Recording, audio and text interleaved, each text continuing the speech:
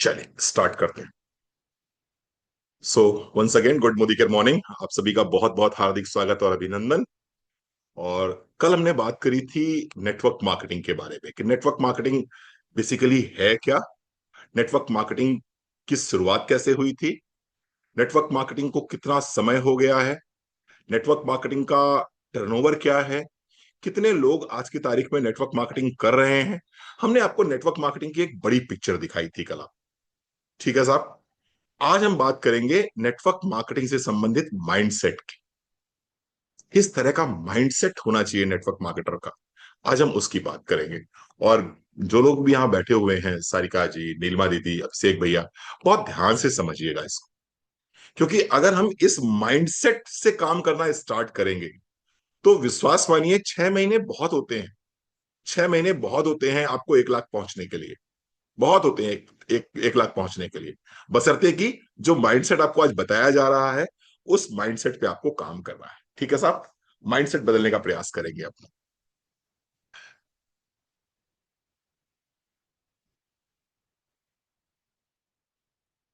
Network marketing चलती कैसे है, नेटवर्क मार्केटिंग का बेस क्या है, आइए पहले इसको समझते हैं कि what is the base of network marketing.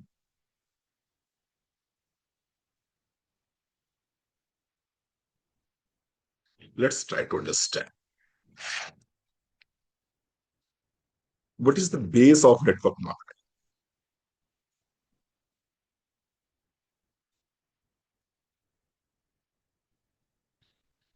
Network marketing का बेस क्या है, आइए इसको समझते हैं। सबसे पहले बेस को समझेंगे तो हमें 3 चीजें समझ में आएंगी। The first thing is mindset, second thing is skill set, and the third one is tool set. यही है पूरी नेटवर्क मार्केटिंग। अगर आप नेटवर्क मार्केटिंग में सफल होना चाहते हैं तो इन 3 चीजों पर आपको काम करना पड़ेगा, सीरियसली इन 3 चीजों पे काम करना पड़ेगा। सबसे पहले तो अपना माइंडसेट करना पड़ेगा। और माइंडसेट कौन सा माइंडसेट करना पड़ेगा? एंटरप्रेन्योरशिप का माइंडसेट करना पड़ेगा। तो माइंडसेट करिए अपना। माइंडसेट करने के बाद में फिर हम स्किल सेट करेंगे। स्किल सेट यानी कि हमें क्या सीखने की जरूरत है इस बिजनेस को सक्सेसफुली रन करने के लिए। और तीसरी चीज होती है टूल सेट। हमें किस समय पर किस टूल का प्रयोग करना है, किस तरह के रिसोर्सेस का प्रयोग करना है, ये हम समझेंगे। ये 3 चीजों पे अगर हमें मास्टरी हो गई तो नेटवर्क मार्केटिंग इजी है, आसान है, और यहां से कोई भी सपना, कितना भी बड़ा सपना आप देखें, उसको पूरा किया जा सकता है। तो अभी हम बात करेंगे आज की ट्रेनिंग में माइंडसेट के ऊपर। और कौन सा mindset? Mindset and personal development. बहुत ही अच्छी ट्रेनिंग होगी ये, आपको बहुत अच्छी लगेगी ट्रेनिंग ये। हमने बहुत अच्छे अच्छे एग्जांपल्स आपको दिए हैं आज की ट्रेनिंग में, और आपको मजा आएगा। बने रहिएगा हमारे साथ में। ठीक है साहब, बस लीव मत करिएगा। लीव करते हैं तो फिर अच्छा नहीं लगता मुझे। मुझे लगता है कि शायद आपको मैं अच्छे से पढ़ा नहीं पा रहा हूँ, अच्छे से समझा नहीं पा रहा हूँ। तो एक तरह से उसमें मुझे अपना फेलियर दिखने लगता है। तो बने रहिए हमारे साथ में, देखते रहिए, सुनते रहिए, समझते रहिए। नोट्स बना रहे हैं अच्छी बात है, नहीं बना रहे हैं अच्छी बात है। आप सुन तो रहे हैं ना, मुझे सुनने में ही आपको आनंद आएगा। चलिए, तो माइंडसेट एंड पर्सनल डेवलपमेंट हमारा पहला चैप्टर है। और यहां पर हमें कौन सा माइंडसेट डेवलप करना है? यहां पर हमें माइंडसेट डेवलप करना है एंटरप्रेन्योरियल माइंडसेट। एंटरप्रेन्योरियल माइंडसेट, ठीक है, यानी कि एंटरप्रेन्योर वाला माइंडसेट हमें यहां पर डेवलप करना है अगर मुझे नेटवर्क मार्केटिंग में सफल होना है। तो ये एंटरप्रेन्योरियल माइंडसेट होता क्या है, बेसिकली इसको समझने का प्रयास करेंगे। ठीक है साहब, आइए समझते हैं। एंटरप्रेन्योर माइंडसेट को हम क्या बोलेंगे? ईएम बोलेंगे। बार बार आपको इतनी लंबी स्पेलिंग नहीं लिखनी पड़ेगी। तो EM means new way of thinking. EM means new way of new way of thinking. EM means new way of thinking that trains you to see, that trains you to see opportunities,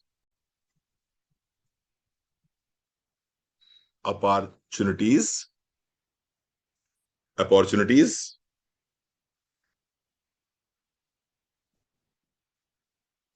take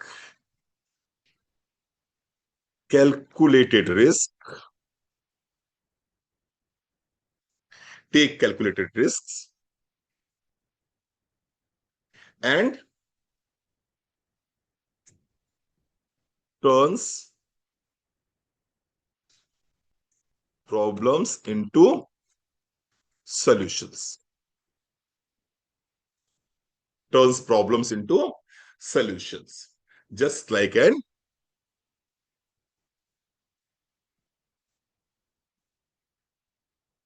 entrepreneur.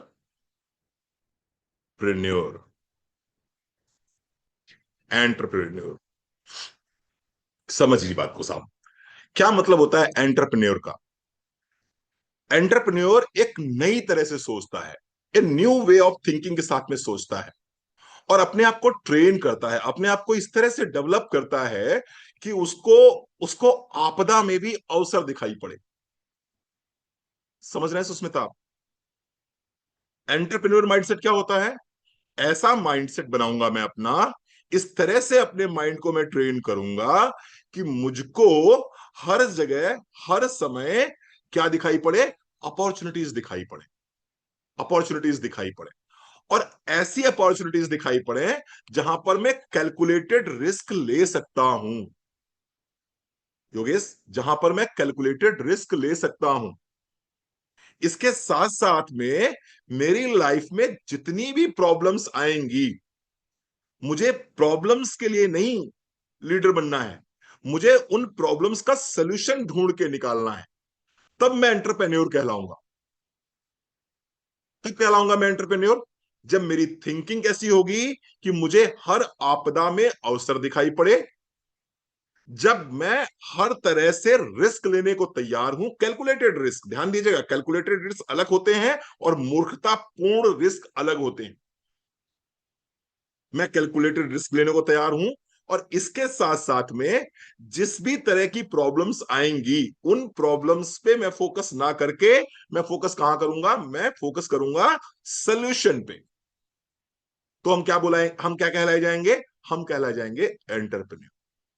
Network marketing में आप अगर सफल होना चाहते हैं, आप सब यहां बैठे हुए हैं, छाया बैठी हुई है, गीतांजलि जी बैठी हुई है, कुसुम जी बैठी हुई है, ममता बैठी हुई है, उदय भैया बैठे हुए हैं, पठान मैम बैठी है, शेख भैया बैठे हुए हैं, सैयद भाई बैठे हुए हैं। क्या समझने आ रहा है आप? सबसे पहले तो आज ये डिसाइड करो अभिषेक भैया कि तीन चीजें दिखनी चाहिए मुझे। पहली बात, हर आपदा मेरे लिए अवसर लेके आएगी। हर आपदा मेरे लिए अवसर है, ठीक है, पहली बात। दूसरी बात, लाइफ में अगर आगे बढ़ना है, वंदना जी, लाइफ में अगर आगे बढ़ना है तो कैलकुलेटेड रिस्क लेने ही पड़ेंगे। आप सेफ जोन में सफल नहीं हो सकते हो। क्यारियों में पौधे लगते हैं जो देखने में सुंदर लगते हैं, जो खुशबू अच्छी देते हैं, लेकिन फ्रूट्स क्यारियों में नहीं उगाए जाते।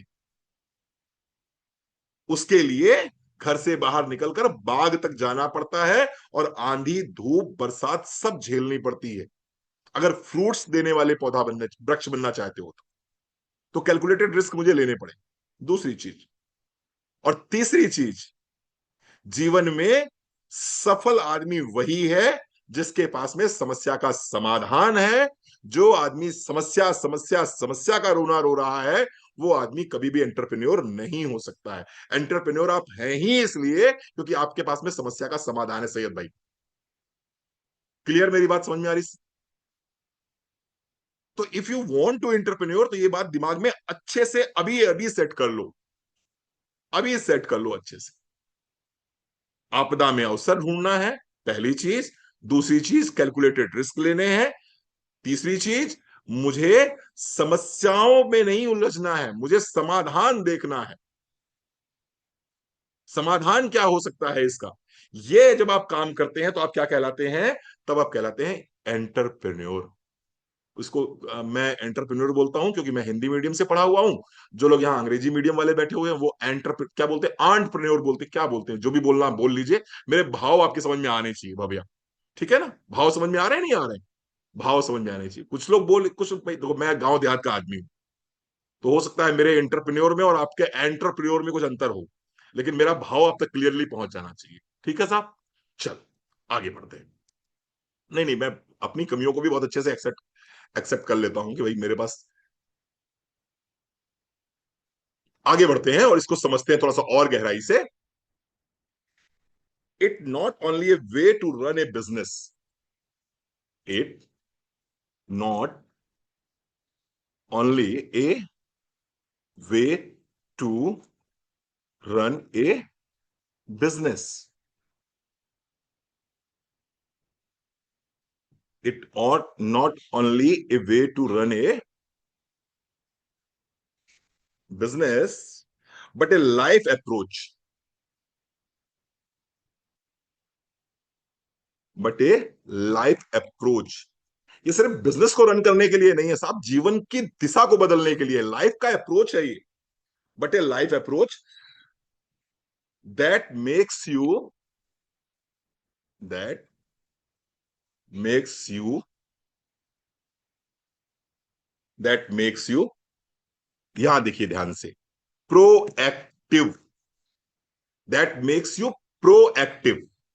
प्रोएक्टिव का मतलब होता है कितनी भी विपरीत परिस्थितियां आ जाएं, उन विपरीत परिस्थितियों में भी आप अपना अपना जो संयम है वो नहीं खोएंगे।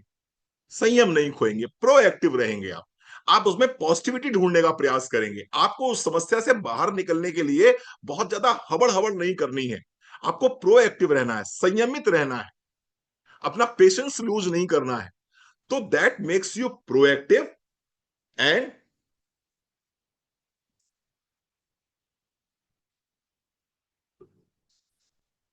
रिसोर्सफुल। रिसोर्सफुल का मतलब क्या होता है?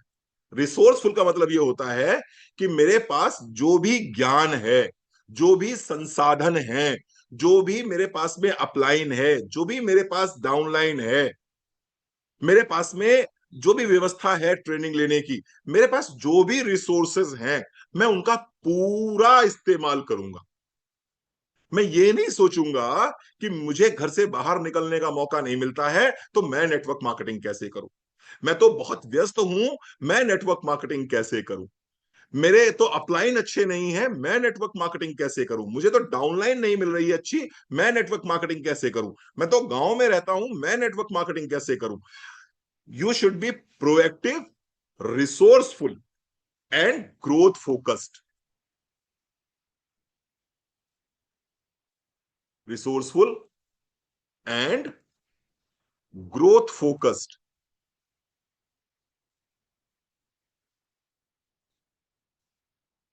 ये ये नेचर होता है एक एंटरप्रेन्योर का। कैसा होगा वो? प्रोएक्टिव होगा, यानी कि उसकी दिशा, उसकी सोचने की तरीका क्या होगा? वो पॉजिटिव सोचेगा। दूसरी चीज है कि जो भी संसाधन उसके पास में है उन संसाधनों का भरपूर प्रयोग करेगा। और तीसरा, उसका फोकस कहां होगा? ग्रोथ फोकस्ड होगा, वो ऊपर की बात सोचेगा, आगे बढ़ने की बात सोचेगा। ये तीन चीजें किसके अंदर होनी चाहिए? एक एंटरप्रेन्योर के अंदर होनी चाहिए। ठीक है साहब? चलो, इतना समझ में आ गया आपको? इतना समझ में आपको आ गया? नंबर एक क्या होगा? आपदा में अवसर ढूंढेंगे। नंबर दो क्या होगा? कि हम कैलकुलेटेड रिस्क लेंगे। और नंबर तीन क्या है? कि हमारा काम है समाधान पर फोकस करना, ना कि समस्या पर फोकस करना। पहली चीज। दूसरी चीज है, हम प्रोएक्टिव रहेंगे, रिसोर्सफुल रहेंगे और ग्रोथ फोकस्ड रहेंगे। ऑनेस्टली बताऊं तो ट्रेनिंग तो यही खत्म हो जानी चाहिए, क्योंकि अगर इतने गुण आपके अंदर आ गए, इतने गुण आपके अंदर आ गए तो आप जीत गए, कुछ बाकी नहीं रह गया। आप इतने गुण आ गए तो आप जीत जाओगे। इनको अगर जीवन में आप शामिल कर लो, जीवन जीवन में उतार लो, तो बाकी कुछ रह नहीं जाता है फिर। और जो लोग भी सफल हैं उन्होंने इन्हीं चीजों को अपने जीवन में उतारा है, उन्होंने जीवन में इन चीजों को उतारा है, इसीलिए वो सफल है। आइए अब इसको थोड़ा सा गहराई से समझते हैं और डीप में समझते हैं।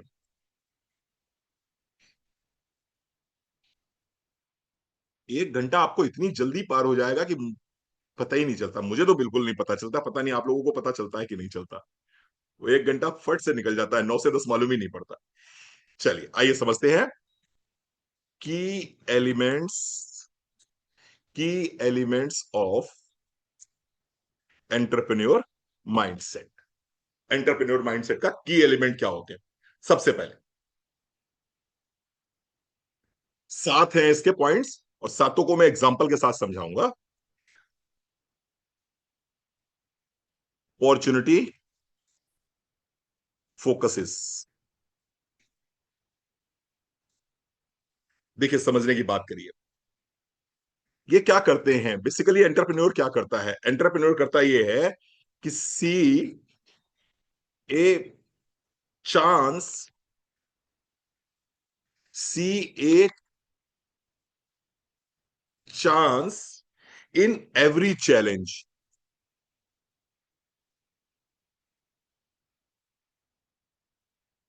सी a chance in every challenge, यानी कि हर हर चैलेंज में, हर चुनौती में उसको अपने लिए चांस दिखाई पड़ता है। उसको अपने लिए चांस दिखाई पड़ता है। उसको लगता है ये चुनौती आई है, यहां से मैं जब बाहर निकलूंगा तो मैं वो नहीं रहूंगा, मैं कुछ और बन के निकलूंगा। मैं कुछ और बन के निकलूंगा। मैं मैं छोटा सा एग्जांपल दूंगा आपको, और आपको समझ में आएगा बहुत अच्छे से। अभी मोदी केयर ने प्लान चेंज किया, और लगातार 2-3 बार प्लान चेंज हुए। जब लगातार 2-3 बार प्लान चेंज हुए तो उसमें हुआ क्या कि लीडर्स की इनकम जो है ना, वो थोड़ी सी डिप हुई। किसी की अप हुई, किसी की डिप हुई। मैं उनमें से था जिसमें मेरी इनकम थोड़ी सी नीचे गई। लेकिन हर लीडर का अपना एक अपना खर्चा होता है। मेरे भी अपने खर्चे थे। मुझे भी हर महीने का 1.5-2 लाख रुपए चाहिए ही चाहिए था। अब मान लो 1.5 लाख रुपए से मेरा पे आउट नीचे आया, या 2 लाख से मेरा पे आउट नीचे आया, जो भी सरकमस्टांसेस रहे उससे मतलब हमें नहीं है।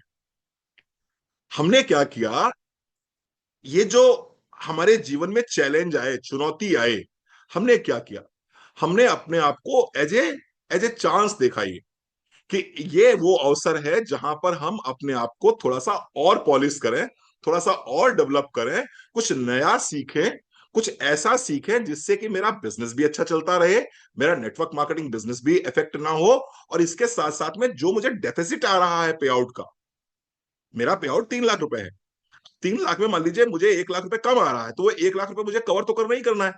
तो मैंने क्या करा, उसको एज ए चैलेंज को एज ए चांस लिया, और चांस लेके मैंने अपना पर्सनल कंसल्टेशन स्टार्ट कर दिए, अपने ट्रेनिंग स्टार्ट कर दी।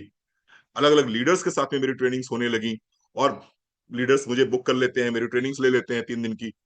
वो जो है वो मेरे लिए एक नई अपॉर्चुनिटी खुल गई। छायावस्थी वंदना जी, मेरे लिए एक नई अपॉर्चुनिटी खुल गई। और नई अपॉर्चुनिटी कब के लिए खुल गई? वो पूरी जिंदगी के लिए खुल गई, पूरे जीवन पर्यंत के लिए खुल गई। अभी क्या हुआ, प्लान फिर चेंज हुआ, पे आउट फिर वही पहुंच गया, पे आउट फिर वही पहुंच गया। लेकिन जो विपरीत परिस्थितियों में मैंने अपने आप को डेवलप किया, और उस डेवलप करने से जो मेरी इनकम 1.5-2 लाख रुपए बढ़ी, वो तो बढ़ गई ना। वो तो बढ़ गई। तो मेरा पे आउट वही का वही, एक्स्ट्रा इनकम मेरी जनरेट हो गई। और ऐसी इनकम जनरेट हुई जिस इनकम से मेरा नेटवर्क जो है वो भी लगातार आगे बढ़ता चला जा रहा है। तो आपको क्या कर देखना है, आपको देखना है ये चुनौती आई है, इस चुनौती में हम ऐसा क्या कर सकते हैं, इस चुनौती में हम ऐसा क्या कर सकते हैं जो हम अपने आप को ग्रो करें, अपने आप को डेवलप करें, अपने आप को पॉलिश करें, और बेहतर कर सकें। ठीक है जी, चलो थोड़ा सा और समझते हैं। हम लोग क्या करते हैं, जब कुछ भी 19-20 घटना घटती है तो क्या करते हैं, ये कहने लगते हैं कि ये बड़ा मुश्किल है, ये बड़ा मुश्किल है। और हम क्या कहते हैं, think it is possible. Think it is possible instead of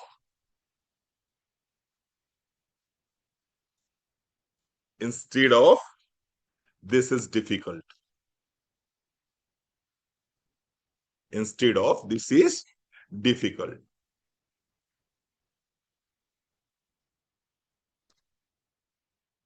हमें ये नहीं सोचना है कि ये मुश्किल है, हमें ये सोचना है कि कोई तो कर रहा है यार, कोई तो कर रहा है ना।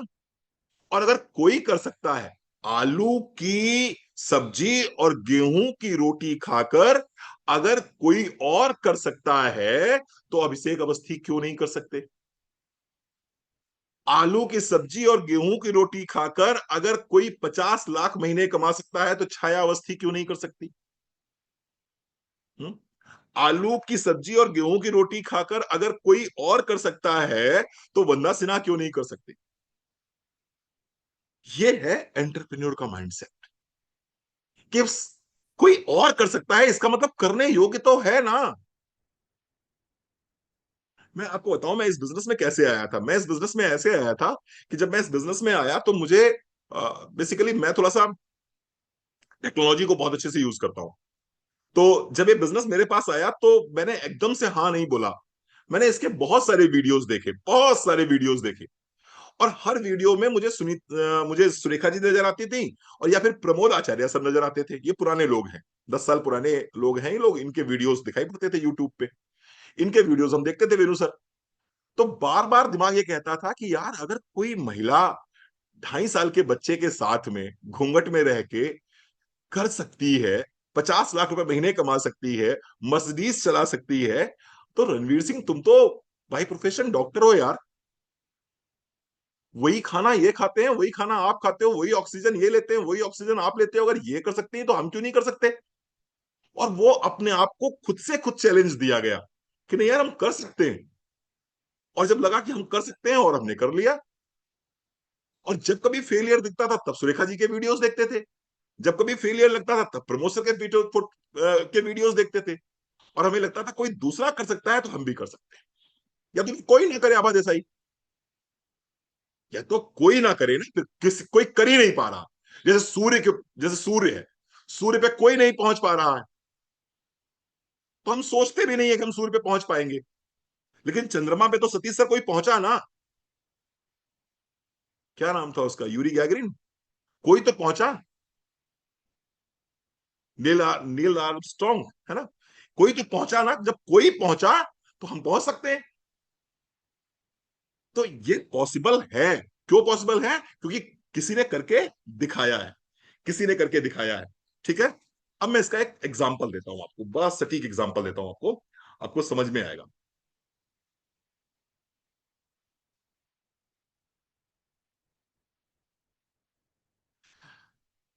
थोड़ा सा मैं आध्यात्मिक आपको या धार्मिक आपको एग्जांपल दूंगा जिससे आप अच्छे से रिलेट कर पाओगे, अच्छे से आप रिलेट कर पाओगे। जब रामचंद्र जी सीता हरण के बाद में सीता को वन में सर्च कर रहे थे, जब रामचंद्र जी सीता हरण के बाद में वन में सीता जी को सर्च कर रहे थे, उनको ढूंढ रहे थे, तो उनको कौन मिला? उनको रीछ और बानर मिले, रीछ और बानर मिले। और रामचंद्र जी ने क्या किया? उन रीछ और बानरों की सेना बनाई। अपॉर्चुनिटी, ध्यान दीजिएगा, अपॉर्चुनिटी। कोई दूसरा व्यक्ति होता तो वो क्या सोचता? लंकापति रावण से लड़ना है मुझे, लंकापति रावण से मुझे अपनी सीता को छुड़ा कर लाना है। ये रीछ और वानर क्या कर पाएंगे? क्या रीछ और वानरों के माध्यम से हम लंकापति रावण से युद्ध कर सकते हैं? जरा कल्पना करके देखिए। अगर उनकी जगह हम होते तो क्या हम देखते हैं इसमें अपॉर्चुनिटी कुछ? नहीं, हमें लगता है कैसी बात कर रहे हो। अगर मुझे लंकापति रावण से लड़ना है तो मुझे उससे ज्यादा बलशाली व्यक्ति से संबंध बनाने होंगे। मुझे अलायंस किससे करना पड़ेगा? उनसे ज्यादा ताकतवर लोगों से अलायंस करना पड़ेगा। लेकिन राम ने, भगवान राम ने किसमें अपॉर्चुनिटी देखी? रीच में अपॉर्चुनिटी देखी, वानरों में अपॉर्चुनिटी देखी। और भाई के द्वारा निष्कासित किए गए एक राजा जिसके पास राज्य नहीं था, सुग्रीव, उसमें अपॉर्चुनिटी देखी। सोच पा रहे हो आप मेरी बात को? अभिषेक भैया समझ पा रहे हो मेरी बात को? सुग्रीव, जिसकी पत्नी को और जिसके राज्य को उसके भाई ने हड़प लिया था, यानी कि वो कैसा व्यक्ति हुआ? तो डरा सहमा सा, कायर सा व्यक्ति हुआ ना। उनको उसमें भी अपॉर्चुनिटी दिखाई पड़ी। और वही अपॉर्चुनिटी उनको लंका विजय प्राप्त करने में सहयोगी बनी। सतीश सर, सही कह रहा हूं? तो जीवन में कई बार ऐसा लगेगा आपको कि यार मुझे तो 1 लाख रुपए महीने चाहिए, मुझे तो 5 लाख रुपए महीने चाहिए, और आपके पास में अपॉर्चुनिटी कौन सी आई है? साबुन, तेल, मंजन, चाय, कॉफी, हल्दी, धनिया, मिर्चा, गरम मसाला, shampoo, conditioner, toilet cleaner, floor cleaner, detergent powder, फलाना ढिमका। आप कह सकते हो यार मुझे तो, मेरा लक्ष्य तो यार 5 लाख रुपए महीने कमाने का है, और ये अपॉर्चुनिटी कौन सी है? साबुन तेल मंजन वाली। भाई साहब, साबुन तेल मंजन वाले ही आज की तारीख में पर्सनल जेट ले रहे हैं। साबुन तेल मंजन वाले ही अमेरिका में सबसे ज्यादा करोड़पति हैं। साबुन तेल मंजन वाले ही घर में बैठ के अपनी सुख सुविधाओं के साथ में लाखों रुपए, करोड़ों रुपए की पैसिव इनकम जनरेट कर रहे हैं। तुम्हारी बुद्धि तो खुले, तुम्हारा दिमाग तो खुले। तुम्हें क्या लगता है कि नहीं, जब तक 1 करोड़ 2 करोड़ लगा के दुकान नहीं खोलेंगे तब तक पैसा नहीं कमाएंगे? तुम्हें लगता है जब तक आईआईटी क्वालिफाई नहीं करेंगे, जब तक सीपीएमटी क्रैक, नीट का एग्जाम क्रैक नहीं करेंगे, तब तक जीवन सेट नहीं होगा? अरे बाबू, जीवन ये साबुन तेल मंजन में ही सेट होगा। और अच्छे अच्छों ने साबुन तेल मंजन में ही जीवन सेट कर लिया। अपॉर्चुनिटीज को समझिए, अपॉर्चुनिटीज को समझिए। नेटवर्क मार्केटिंग एक ऐसी अपॉर्चुनिटी है जिसको अगर समझ में आ जाए एक बार, समझ में आ जाए एक बार, और फिर एंटरप्रेन्योर के माइंडसेट के साथ में इसको जीना शुरू कर दीजिए एक बार, भाई साहब ये आपको कहां से कहां पहुंचा देगी, आप कल्पना भी नहीं कर सकते। जैसे कि जब राम ने वानर रीछ और सुग्रीव से सपोर्ट लिया था, तो उसने क्या कहा था रावण ने? रावण ने कहा था वो दो बनवासी जिसके में एक के पैर में तो खड़ाऊ भी नहीं है, वो दो वनवासी जिनमें से एक के पैर में तो खड़ाऊ भी नहीं है, वो भी उसका भाई भरत लेके चला गया, और वो ये बंदरों की सेना लेकर मुझसे युद्ध करेगा। और रिजल्ट क्या निकला? आपको पता है कि कभी भी जीवन में किसी भी अपॉर्चुनिटी को हल्के में मत लेना। उस अपॉर्चुनिटी में क्या छुपा है आपको पता नहीं चलेगा। आप उसको कितनी गहराई से समझ रहे हैं, कितना एंटरप्रेन्योरशिप आपके अंदर है, कितनी दूर का सोच सकते हैं आप। ये है एंटरप्रेन्योर माइंडसेट। समझ में आया आपको बात समझ में आ गई सारिका? वेनु सर, समझ में आ गई बात मेरी? एग्जाम्पल समझ में आ गया आपको? तो यहां भी जो हम नेटवर्क बनाते हैं, उस नेटवर्क में आईआईटियंस नहीं होते हैं। हम जो नेटवर्क बनाते हैं उसमें एफआरसीएस डॉक्टर्स नहीं होते हैं, एमबीबीएस एमडी डॉक्टर्स नहीं होते हैं। हम जो नेटवर्क बनाते हैं उसमें चार्टर्ड अकाउंटेंट्स बहुत ज्यादा नहीं होते हैं। योगेश भाई, हमारे नेटवर्क में हमारी सेना में कौन होता है? वंदना जी हैं, अरुणा दीदी हैं, दिव्या शुक्ला है, अभिषेक भैया हैं, शालिनी है, कुंजल है, कुसुम है। हमारे नेटवर्क में तो यही है सब, यही सारी सेना है हमारी।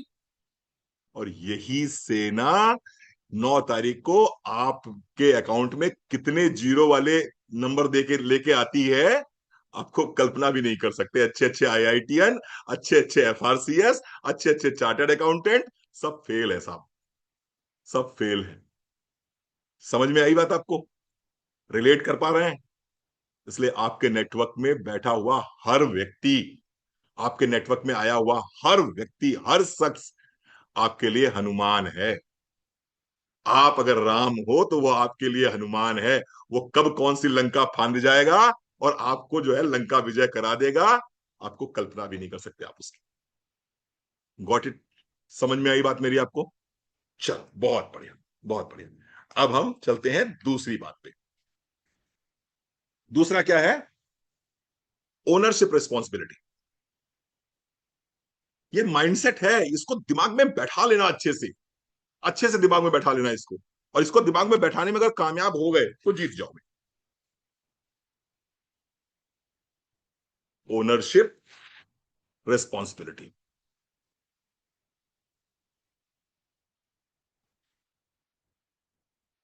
Ownership responsibility.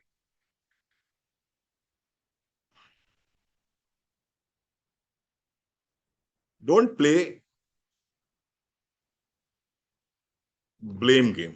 Don't play blame game for your results.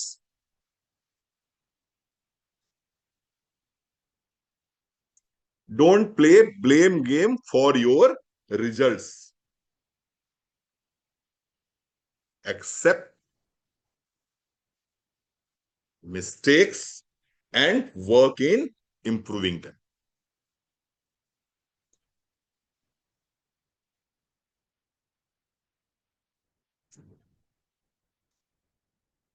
बहुत अच्छे से समझ लीजिए इस बात को। नेटवर्क मार्केटिंग में सबसे ज्यादा मैंने देखा है लोग असंतुष्ट हो जाते हैं। यहां पर लोग अपलाइन से या डाउनलाइन से असंतुष्ट बड़ी जल्दी हो जाते हैं। बाकी दुनिया में और कहीं नहीं होंगे, यहां हो जाएंगे। आपको पुलिस के एक सिपाही की नौकरी मिली है, आपकी ड्यूटी लगा दी गई पहरे पर कि आप थाने में गेट पर 8 घंटे बंदूक लेके खड़े रहेंगे। बंदा कोई कोई ब्लेम नहीं करता, कोई ब्लेम नहीं, किसी पे कोई ब्लेम नहीं है। बड़े आराम से बंदूक लेके थाने के गेट पे खड़ा हो जाता है। आप फौज में नौकरी कर रहे हो, आपकी पोस्टिंग सियाचिन हो जाए या कश्मीर हो जाए, कोई ब्लेम नहीं करता। आप दुकान चला रहे हो, आपकी दुकान पे कस्टमर नहीं आ रहा है, कस्टमर नहीं चढ़ रहा है, दुकान पे नुकसान हो रहा है, आप ब्लेम नहीं करते हो। आप खेती कर रहे हो, पानी बरस जाता है, खेती खराब हो जाती है, आप ब्लेम नहीं करते हो किसी को। नेटवर्क मार्केटिंग में अगर आपने अपलाइन को एक मैसेज डाला और अपलाइन ने आपका मैसेज नहीं पढ़ पाया, किसी कारणवश नहीं जवाब दे पाया आपको, तो आपको क्या लगता है कि मैं सफल तो हो जाता, लेकिन अगर अपलाइन दूसरा वाला मिलता तो ये वाला अपलाइन जो है ये सूट नहीं कर रहा, ये वाला अपलाइन सूट नहीं कर रहा। अपलाइन अगर चेंज हो जाए तो मजा आ जाए, मैं सफल हो जाऊंगा। नहीं साहब, नहीं साहब। जिंदगी में एक चीज अच्छे से याद रख लीजिए कि अगर आप सफल हो, कल्पना श्रीवास्तव यहां पर है कि नहीं है, मैं चेक करना चाहता हूं। अगर आप जीवन में सफल हो तो अपनी दम पर सफल हो, और अगर जीवन में आप असफल हो तो अपने कारणों की वजह से असफल हो, और कोई कारण नहीं। आप करते रहिए ब्लेम, अपने आप को संतुष्ट कर लीजिए, अपने आप को कन्विंस कर लीजिए, वो अलग बात है। लेकिन सच्चाई ये है, सफल हो तो अपनी दम पर सफल हो, असफल हो तो अपनी दम पर असफल हो।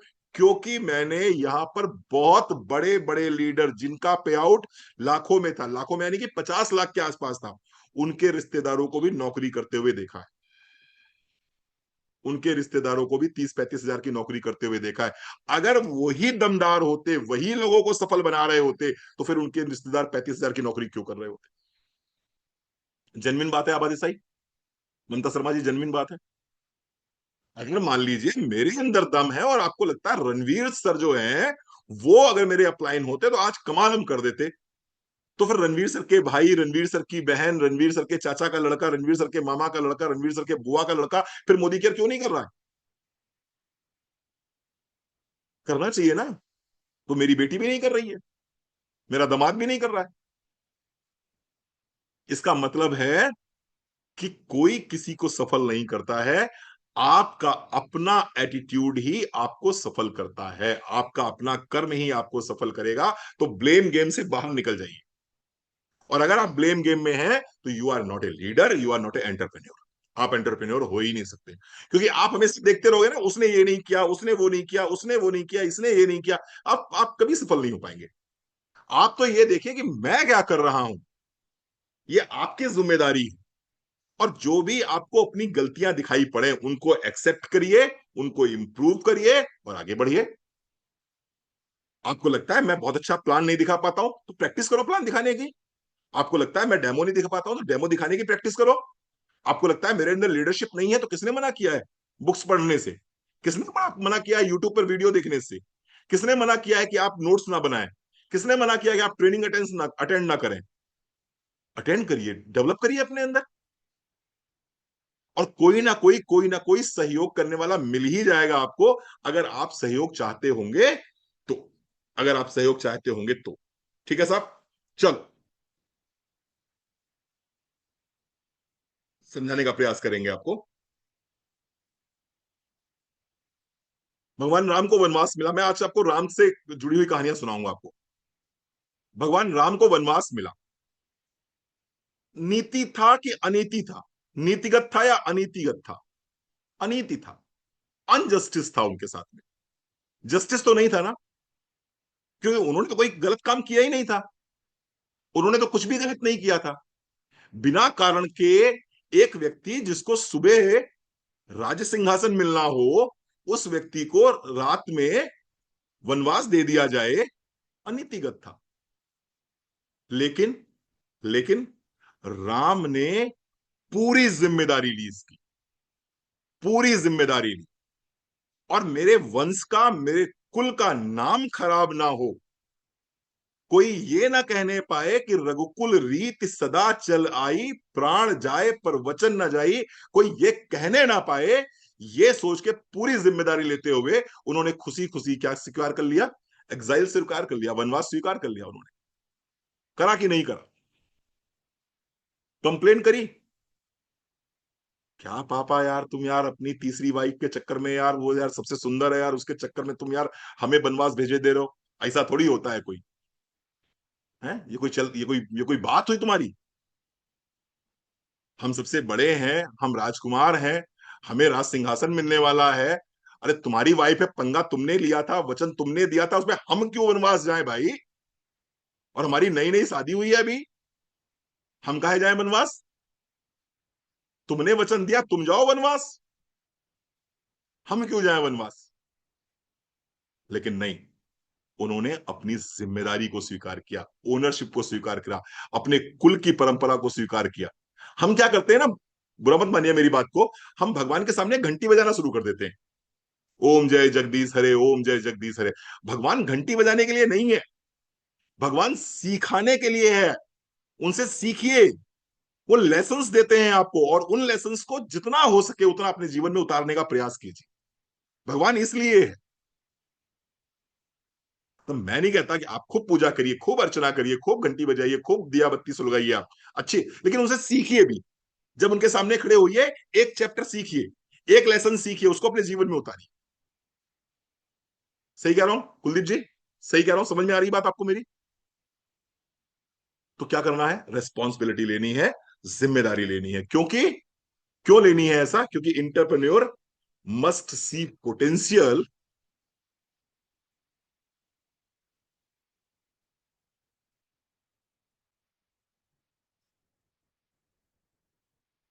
क्या मतलब हुआ इसका? हाँ, ओनरशिप एंड रिस्पॉन्सिबिलिटी का क्या मतलब हुआ इसका? इसका मतलब हुआ ओन द सिचुएशन,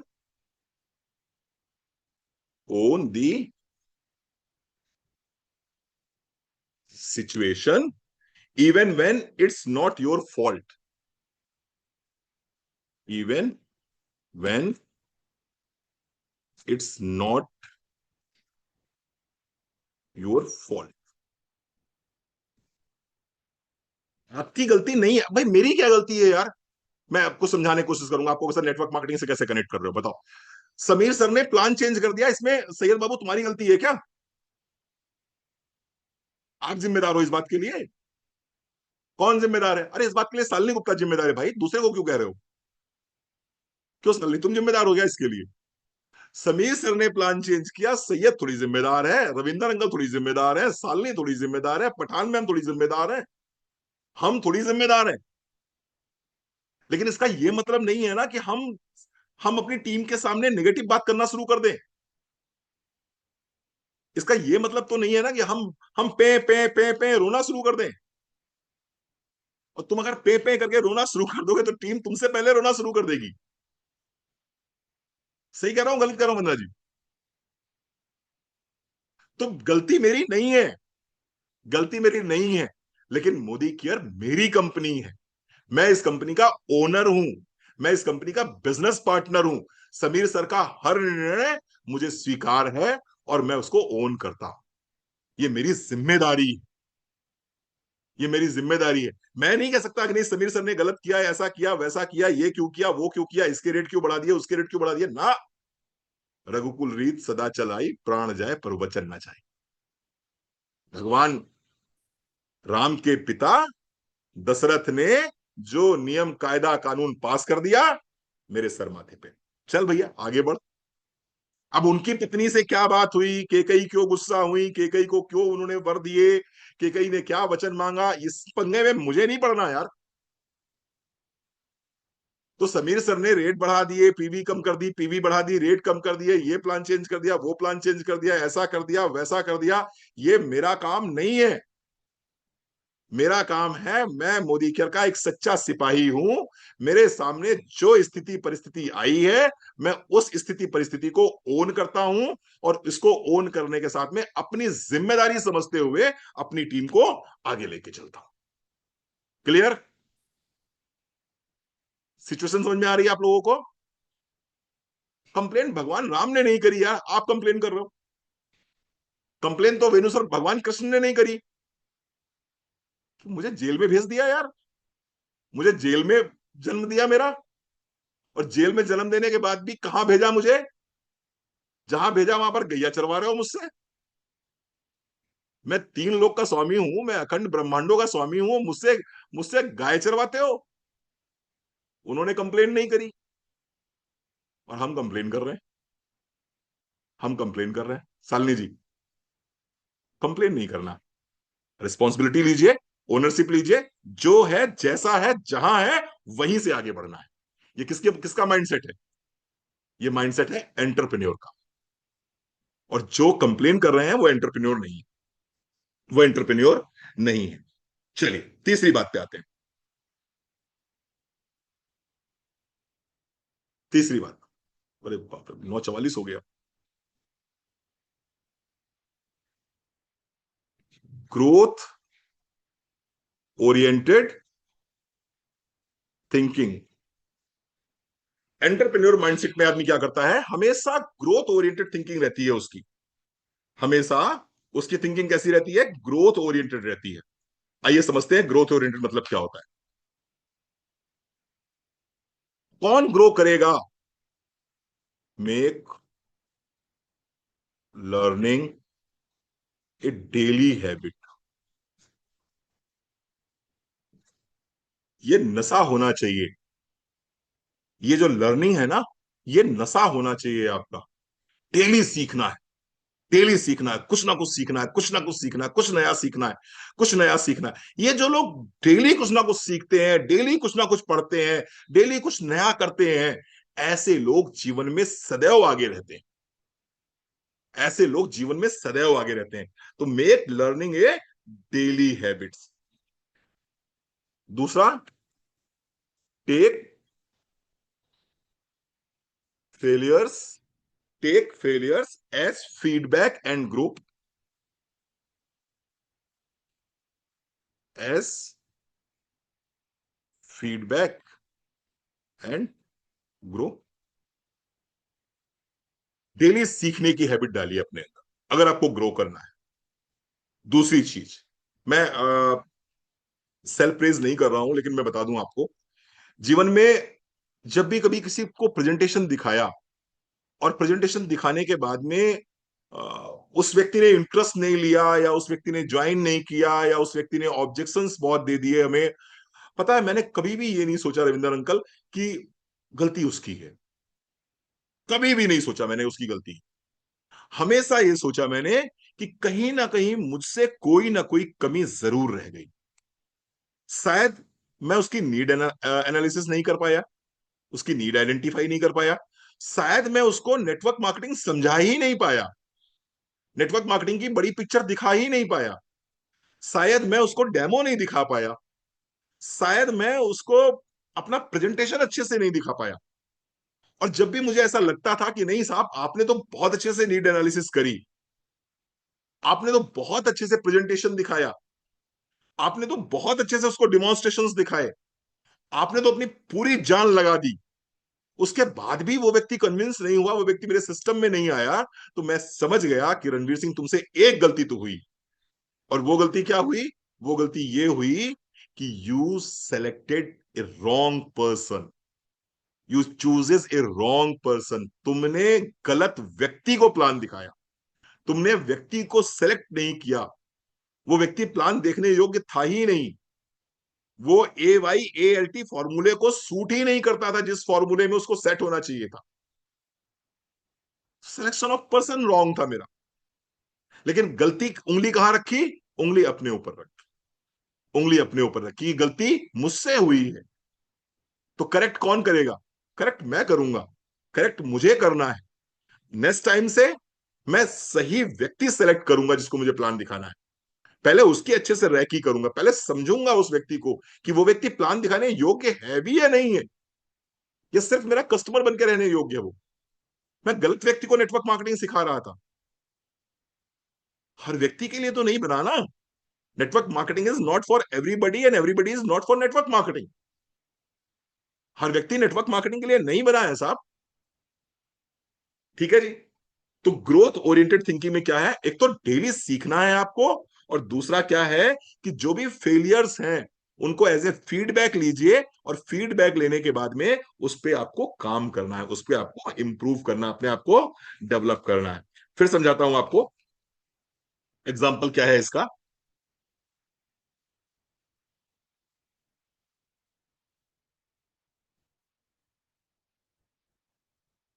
चलिए थोड़ा समझते हैं इस बात को।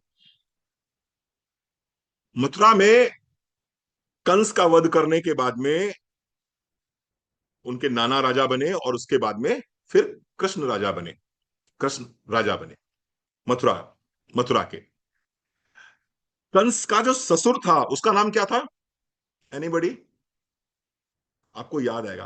कंस का जो ससुर था उसका नाम क्या था? एनीबडी? कंस के ससुर का नाम था जरासंध। और जरासंध जो है वो मगध का राजा था। मगध यानी कि आज के समय का पटना। वो मगध का राजा था। अब भाई किसी के दामाद की अगर हत्या हो जाएगी तो जाहिर सी बात है वो व्यक्ति क्रोध में तो आएगा ही आएगा। ना सिर्फ क्रोध में आएगा बल्कि बदला लेने का प्रयास भी करेगा। बल्कि बदला लेने का प्रयास करेगा। और फिर क्या हुआ कि लगातार जरासंध जो है वो क्या करता था? वो लगातार मथुरा पे हमले पे हमला, हमले पे हमला, हमले पे हमला करता। और जरासंध की चूंकि मृत्यु हो नहीं सकती थी, उसको इस तरह का वरदान प्राप्त था, तो वो मर नहीं सकता था, तो इसलिए लगातार वो उसको कृष्ण और बलराम हरा तो देते थे। उसको कृष्ण और बलराम हरा तो देते थे, लेकिन हराने के बाद में वो वापस जाता था, मजबूत होता था, और फिर अटैक कर देता था। फिर अटैक कर देता था। तो क्या किया इन्होंने? अब हमारे पास दो रास्ते हैं। देखिए, लेसन लीजिएगा यहां से। एक तो रास्ता यह था कि कृष्ण लगातार जरासंध से लड़ते रहते, अपनी सेना खोते रहते, अपना जो उनकी इकोनॉमी थी वो नीचे लेके आते, और पूरा राज्य उसी में उलझा रहता। ग्रोथ ओरिएंटेड मानसिकता किसे कहते हैं? ग्रोथ ओरिएंटेड मानसिकता इसे कहते हैं कि भगवान कृष्ण ने क्या किया, अपनी पूरी मथुरा की जो जो उनका पूरा वंश था, यादव वंश था, उसको पूरा समेटा, और समेटने के बाद में एक नई नगरी बसाई जिसको बोलते हैं द्वारिकाधीश, द्वारिका। और उन्होंने क्या करा? मथुरा से पूरा अपना साम्राज्य उठा के कहां शिफ्ट कर दिया? द्वारिका शिफ्ट कर दिया। द्वारिका शिफ्ट कर दिया। ठीक है। अब द्वारिका शिफ्ट कर दिया। और वो द्वारिका क्यों शिफ्ट किया? क्योंकि द्वारिका, आप में से कोई है वहां से, गुजरात से कोई है, द्वारिका के आसपास से कोई है यहाँ पर? द्वारिका बेसिकली कोस्टल रीजन है, समुद्र के किनारे का नगर है। तो वहां पर व्यापारिक संभावनाएं बहुत ज्यादा थी। व्यापारिक संभावनाएं बहुत ज्यादा थी। व्यापारिक संभावनाएं बहुत ज्यादा थी वहां पर। इसके साथ साथ में वहां पर जरासंध अटैक नहीं कर सकता था, क्योंकि दूरी बहुत ज्यादा थी, मगध से द्वारिका की दूरी बहुत ज्यादा थी। इस वजह से उन्होंने अपने लोगों की ग्रोथ के लिए, अपने राज्य की ग्रोथ के लिए, अपनी प्रजा की ग्रोथ के लिए, अपनी प्रजा की सक्सेस के लिए, अपनी प्रजा की प्रॉस्पेरिटी के लिए उन्होंने क्या किया? मथुरा को छोड़कर द्वारिका शिफ्ट हो गए। इसे कहते हैं growth oriented. Growth oriented. Restart किया, बिल्कुल सही कह रहे हैं, रीस्टार्ट किया। और चूंकि वहां पर कोस्टल रीजन था, तो वहां पर व्यापार की संभावनाएं बहुत ज्यादा थी, इसीलिए वो बहुत जल्दी डेवलप कर गए वो। थैंक यू, बहुत बढ़िया गोदामरी जी। इसलिए वो डेवलप कर गए, डेवलप कर गए वहां पर। यहां से क्या सीखने को मिला? यहां से ये सीखने को मिला कि आपको रिजिड नहीं होना है। आपको रिजिड नहीं होना है, आपको जिद्दी नहीं होना है। यद्यपि यद्यपि भगवान कृष्ण को इस काम के बाद में उनको एक नया नाम दिया गया। क्या नाम दिया गया उनको? जब मथुरा से वो अपने पूरे साम्राज्य को लेकर द्वारिका शिफ्ट हुए तो उनको एक नया नाम दिया गया। क्या नाम दिया गया? Ranchhod Das. Three three idiot देखिए, थ्री इडियट में उसका नाम क्या रखा गया है? रणछोड़ दास छाछड़। ठीक है जी। ये रणछोड़ जो नाम है, ये भगवान श्री कृष्ण का नाम तभी पड़ा था, तभी पड़ा था जब उन्होंने, तो कई बार ऐसा आपके साथ भी होगा जीवन में, कई बार होगा आपके जीवन में ऐसा कि आपको लगेगा कि नहीं मेरा ईगो जो है डाउन हो रहा है। कई बार आपको ऐसा लगेगा कि नहीं यार, मैं झुकूंगा नहीं। वो ऐसे करके क्या बोलते हैं उसको, वो क्या बोलते हैं उसको, हाँ वही वही वही वही जो आप लोगों ने बताया। मैं ऐसे नहीं करूंगा, है ना? गलत है यार, सीखो, कृष्ण से सीखो। कृष्ण निकल गए मथुरा छोड़ के, कहा? द्वारिका। किस लिए? कि यार ये पागल आदमी है, ये हर बार युद्ध कर देता है, हर बार युद्ध कर देता है, हर बार युद्ध कर देता है, और बार बार मेरी सेना खत्म होती है, बार बार मेरी इकोनॉमी नीचे जाती है, बार बार मुझे परेशानी होती है, मेरे मेरे मेरे जो प्रजा है उसको तकलीफ होती है। ऐसा करो, इस पागल से पिंड छुड़ाओ और निकल लो यार धीमे से। लाइफ में इस बात को हमेशा याद रखना, जीवन में आपको ग्रोथ ओरिएंटेड होना है, पंगे नहीं करना है। नेटवर्क मार्केटिंग में बहुत होते हैं पंगे, और बहुत सारे लोग सिर्फ अपलाइन और डाउनलाइन के कसम कस की वजह से बिजनेस से बाहर निकल जाते हैं। अपलाइन और डाउनलाइन की वजह से, मैनेजमेंट में किसी की वजह से, किसी तरह का कुछ ऊपर नीचे हो गया उसकी वजह से, लोगों को लीव करना बड़ा आसान लगता है, छोड़ना बड़ा आसान लगता है। छोड़ोगे तो किसका नुकसान करोगे? छोड़ोगे तो अपना नुकसान करोगे। सपने तुमने देखे थे, लक्ष्य तुम्हारा है, जीवन तुम्हारा है, 9 तारीख को पैसा तुम्हारे खाते में आता है। रणवीर सर से गलती हो रही तो रणवीर सर की गलती की वजह से मैं क्यों झेलूं यार? मैं क्या करूंगा अगर मान लो रविंदर अंकल, मुझे किसी से पंगा है पूरे नेटवर्क में, वो चाहे अपलाइन है या डाउनलाइन है, तो मैं क्या करूंगा? मैं किनारे हट जाऊंगा और किनारे हट के अपने आप को कहीं और डेवलप कर लूंगा। मैं उससे पंगे थोड़ी लेना शुरू करूंगा। अगर पंगे उससे लेना शुरू करूंगा तो मैं जीवन में कभी आगे नहीं बढ़ पाऊंगा। मैं उसी से उलझा रहूंगा, मैं उसी से उलझा रहूंगा। और उलझने वाले लोग कभी भी जीवन में बहुत बड़ी ऊंचाइयों को प्राप्त नहीं होते। बड़ी ऊंचाइयों पे कौन पहुंचता है? सुलझने वाले लोग। थोड़े समय के लिए रणछोड़ बन जाने में कोई नुकसान नहीं है। शालिनी जी, गीतांजलि पटनायक, योगेश भैया, गहराई समझ रहे मेरी बात की? थोड़े समय के लिए रणछोड़ बनने में कोई पंगा नहीं है। अरे हमारे भगवान गए, छोड़ के भाग गए यार। तो उसमें हम कौन से बहुत बड़े खेत की क्या है, वो जो भी है। ग्रोथ ओरिएंटेड माइंड लोग क्या कहते हैं, बर्बाद हो जाते हैं। मर जाऊंगा, मिट जाऊंगा, झुकूंगा नहीं, और ऐसे करके तबाह हो जाते हैं, बर्बाद हो जाते हैं। बर्बाद होने के लिए थोड़ी आए हो यार, ग्रो करने के लिए आए हो। तो किसी से भी पंगा नहीं लेना। ये देखो मेरी ग्रोथ कहां पर है, और जहां ग्रोथ हो रही है धीमे से जो है उसी तरफ शिफ्ट हो जाओ। कृष्ण ने देखा द्वारिका जो है कोस्टल रीजन है, यहां से व्यापार बहुत बढ़िया हो जाएगा, और ये प्रॉस्परस एरिया है, यही ठीक है, यही सेट कर लो। वो वहां सेट हो गए अपने आराम से। क्लियर हो रहा है आपको? तीसरी चीज, ग्रोथ ओरिएंटेड थिंकिंग रखिए हमेशा। चौथी चीज,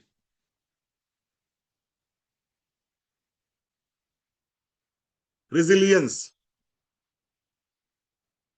ये एंटरप्रेन्योर की माइंडसेट है, आप इसको उतारिएगा जीवन में, मजा आएगा आपको जीवन जीने का।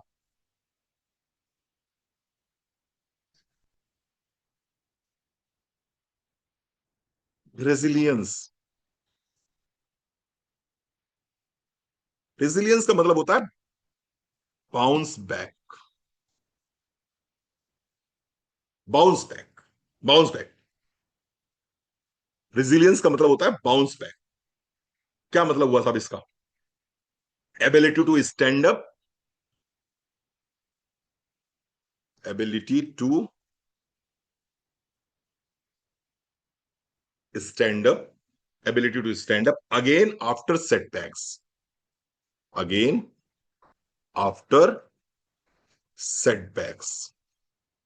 Ability to stand up again after setbacks, मतलब क्या हुआ इसका, कि जिंदगी में कितने भी झटके लग जाएं, कितने भी झटके लग जाएं, आपके अंदर उठ के खड़े होने की दोबारा क्षमता है कि नहीं क्षमता है। हारता वेणुगोपाल सर वो नहीं है जो एक बार गिर जाता है, हारता वो है जो गिरने के बाद में उठता नहीं। गिरेंगे तो, ये जीवन है भाई। सुखे दुखे समय कृत्वा लाभे लाभो जया जयो, ये जीवन है। पूरा जीवन द्वंद में चलता है। द्वंद का मतलब है कि जब आपको लाभ होगा तो हानि होगी ही होगी, जब आपको मान मिलेगा तो कभी ना कोई अपमान करेगा ही करेगा, जब आपको यश मिलेगा तो कहीं ना कहीं अपयश होगा ही होगा।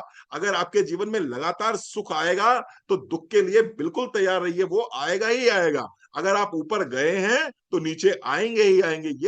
ये लाइफ का फंडा है यार। ये लाइफ है, ये ईसीजी मशीन की तरह चलती है। ये ऐसे ऐसे ऊपर नीचे होगी ही होगी, उसमें कोई नई बात नहीं है। बी रेडी फॉर दिस, इसके लिए तैयार रहिए सैयद बाबू, तैयार रहिए इसके लिए। और जिस आदमी को जीवन में बहुत ज्यादा सुख ही सुख चाहिए, ये निश्चित मान के चलिए उसके जीवन में दुख जरूर आएगा। जिस आदमी को बहुत ज्यादा मान सम्मान चाहिए, उस आदमी का अपमान निश्चित होगा। जिस आदमी को बहुत ज्यादा यश चाहिए, उस आदमी को अपयश मिलेगा ही मिलेगा। ये जीवन के नियम है साहब, ये जीवन के नियम है। इसलिए इसलिए कहा जाता है समभाव, इसलिए कहा जाता है सम्यक, यानी कि हम हर भाव में सम रहेंगे। आप मेरे लिए बहुत अच्छे अच्छे वर्ड्स लिखते हो, बहुत अच्छे अच्छे वर्ड्स लिखते हो आप लोग, thank you so very much. बहुत बहुत धन्यवाद आपका। मैं ग्रुप में हूं और आप लोग जब लिखते हो तो दिल बहुत खुश हो जाता है। लेकिन पता है कभी उसको यहां नहीं आने देता हूं मैं। वो जब आप लिखते हो ना सैयद बाबू, जब आप योगेश जी लिखते हो ना, जब चंद्रा मैम लिखती हैं, शर्मिला मैम लिखती हैं, बहुत अच्छा अच्छा आप लोग लिखते हो, विनीता जैन मैम लिखती हैं, आप लोग सब लिखते हो सब, तो पता है उसको यहां नहीं आने देता हूं मैं। वो अपने कन्हैया के सामने खड़ा होता हूं और कहता हूं कन्हैया, ये दिया भी तुम ही ने है और तुम ही ले लो इसको, क्योंकि अगर यहां रख लिया तो पंगा फिर होगा मेरे साथ में। अगर यहां पर रख लिया कि अरे यार ये तो मेरी तारीफ हो रही है, अरे मेरी तारीफ काहे की हो रही है यार, बुद्धि तुम्हारी, शब्द तुम्हारे, मैं तो निमित्त मात्र हूं। मेरी बांसुरी में तो तुम फूंक रहे हो, मैं फूंक रहा हूं तो मैं बज रहा हूं, जब तक फूंकते रहोगे मैं बजता रहूंगा। मेरी बांसुरी में वंदना जी, जब तक कन्हैया फूंकते रहेंगे मैं बजता रहूंगा। जिस दिन फूंकना बंद कर देंगे मैं पी पी पी पी कर जाऊंगा। तो फिर तारीफ तुम्हारी मैं अपने सर पे क्यों ले लूं। नहीं, वो नहीं विनीता जी, ये सब तो किसी की कृपा है, वो करवा रहा है, मैं कर रहा हूं, हम निमित्त मात्र हैं और कुछ नहीं, इसके अलावा और कुछ नहीं। किसी से कुछ करवा लेता है, किसी से कुछ करवा लेता है, विराट कोहली से क्रिकेट खिलवा लेता है, एमएफ हुसैन से पेंटिंग करवा देता है, लता मंगेशकर से गाना गवा देता है, तो हमसे ट्रेनिंग करवा लेता है। उसमें कौन सी बड़ी बात है, उसमें कौन सी बड़ी बात है ना, वो उसकी मर्जी है। चलिए साहब आगे बढ़ते हैं फटाफट। रेजिलियंस का मतलब हो गया कि आपको बाउंस बैक करना है, आपको बाउंस बैक करना, ability to stand up again after setbacks. और क्या करना है इसमें, adjust your strategy according to market changes.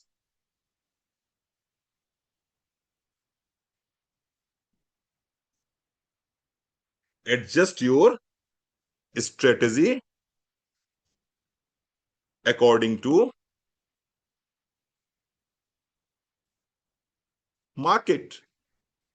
आप गिर गए हो ना, कोई बात नहीं है, अब क्या करना है, आप अपनी अपनी अपनी स्ट्रेटेजी को, अपनी रणनीति को जो है मार्केट के अकॉर्डिंग चेंज करो। आप कहते हो रणवीर सर कोविड के बाद में लोग होम मीटिंग्स नहीं करते, नहीं करते, बात सही है। कोविड के बाद में ना आपको किसी के घर जाना अच्छा लगता है और ना कोई आपके घर आना चाहता है, ये हुआ है कोविड के बाद में। लोग बहुत स्टक हो गए हैं, या बहुत ज्यादा जो है अपने घर तक सीमित रह गए हैं और ज्यादातर काम वो ऑनलाइन करना चाहते हैं। यहां तक कि दवाइयां भी लेने नहीं जाते मेडिकल स्टोर पे, उसके लिए भी ऑनलाइन, खाना भी लेने नहीं जाते उसके लिए भी ऑनलाइन, हर काम वो ऑनलाइन करते हैं। यहां तक कि अब तो शायद वो एक ऐप है कोई, अर्बन क्लैप, अर्बन क्लैप जो ऐप है, उसमें कुलदीप बाबू क्या होता है कि घर पे आप बुला लीजिए तो हेयर कटिंग भी आपके घर में ही हो जाएगी।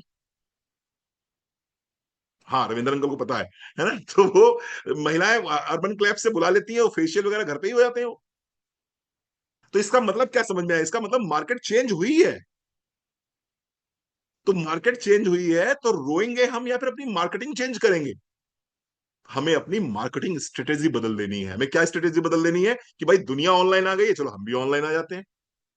तो हमें अपने आप को जूम पर डेवलप करना पड़ेगा, हमें अपने आप को वीडियो कॉलिंग पर डेवलप करना पड़ेगा, हमें अपने आप को व्हाट्सएप पे डेवलप करना पड़ेगा, हमें अपने आप को सोशल मीडिया पे डेवलप करना पड़ेगा। और तब हम बाउंस बैक कर पाएंगे। क्योंकि मार्केट के चेंज होने के साथ अगर आप चेंज होंगे तभी आप मार्केट को बीट कर पाएंगे, मार्केट से कंपीट कर पाएंगे, अदरवाइज नहीं कर पाएंगे आप। अब मैं सोचूंगी नहीं मुझे तो नागपुर जाके योगेश को ट्रेनिंग देनी है, तो मैं जा चुका नागपुर और योगेश ले चुके मुझसे ट्रेनिंग। मैं सोचूंगी नहीं मुझे हर्षा को समझाने के लिए मुंबई जाना है, मैं जा चुका मुंबई, हर्षा समझ चुकी, हर्षा ले चुकी ट्रेनिंग। तो मुझे क्या करना होगा? मुझे अपने आप को अपडेट और अपग्रेड करना पड़ेगा अकॉर्डिंग टू मार्केट। मार्केट और रेजिलियंस करना है, रेजिलियंस यानी कि बाउंस बैक करना है, बाउंस बैक करना है। चलो थोड़ा सा एक एग्जांपल ले लेते हैं और उससे और फिर समझ में आएगा आपको ये रेजिलियंस का मतलब क्या होता है।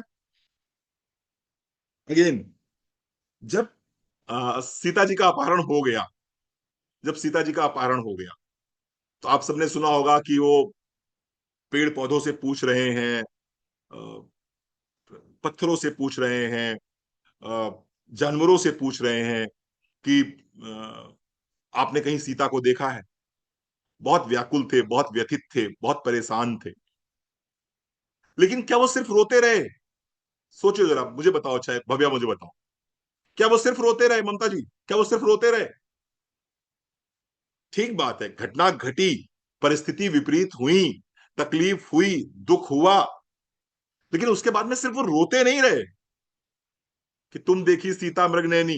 वो सिर्फ रोते नहीं रहे, उन्होंने थोड़ी देर के लिए दुख हुआ, उसके बाद में अपने आप को संयमित किया, संयमित करने के बाद में बाउंस बैक किया। बाउंस बैक करने के बाद में उन्होंने सुग्रीव से, उन्होंने हनुमान से अलायंसेस किए, और अलायंसेस करने के बाद में एक ऐसी रणनीति बनाई, एक ऐसी सेना का निर्माण किया जिस सेना का निर्माण करके उन्होंने लंका विजय प्राप्त करी। समझ रहे हैं आप? दो वनवासी जिसमें एक के पैर पे खड़ाऊ नहीं थे, वो व्यक्ति क्या सिखा गया? वो व्यक्ति ये सिखा गया कि कितनी भी विपरीत परिस्थितियां हो, कितनी भी विपरीत परिस्थितियां हो, बाउंस बैक किया जा सकता है। सर जी मेरी तो टीम टूट गई, सर जी मैं तो पहले प्लेटिनम करता था, सर जी पहले तो मैं प्रेसिडेंशियल डायरेक्टर हुआ करता था, सर जी मेरा तो पे आउट 1 लाख रुपए हुआ करता था, अरे सर जी हाय हाय सर जी हाय सर जी। अब तुम्हारे तो पैरों में चप्पल है, तुम तो एसी में बैठे हो, तुम्हारे पास तो मोबाइल है, 142 करोड़ की आबादी के देश में रह रहे हो, 4 लीडर छोड़ के भाग गए तो तुम रोने लगे। एंटरप्रेन्योर कहते हो अपने आप को? एंटरप्रेन्योर वो होता है जो विपरीत से विपरीत परिस्थितियों में भी बाउंस बैक कर लेता है। गलत या सही है? एग्जाम्पल है आपके सामने।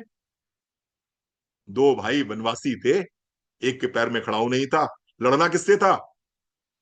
लड़ना किससे था? लंकापति रावण से लड़ना था। रोते रहे क्या? ना, थोड़ी देर बाद खड़े हुए, खड़े हुए, अपने आप को मजबूत किया। बोले अब क्या कर सकते हैं? बोले ऐसा करते हैं, अलायंस करते हैं। अलायंस किया उन्होंने। किससे किससे अलायंस किया? सुग्रीव से अलायंस किया, हनुमान से अलायंस किया, वानरों की रीछों की सेना बनाई, और उसके बाद में विभीषण से अलायंस किया। विभीषण समझते हो ना आप? विभीषण से अलायंस किया और अलायंस करने के बाद में लंकापति रावण को हराया। रेजिलियंस। समझिए साहब, इस बात को बहुत कुछ सिखाते हैं हमारे हमारे हमारे स्क्रिप्चर्स। हम बस लेके अगरबत्ती बैठ जाते हैं। ठीक है, तो क्या मतलब हुआ इसका? Don't stay stuck in a problem. इसका मतलब यह हुआ कि don't stay stuck in the problem.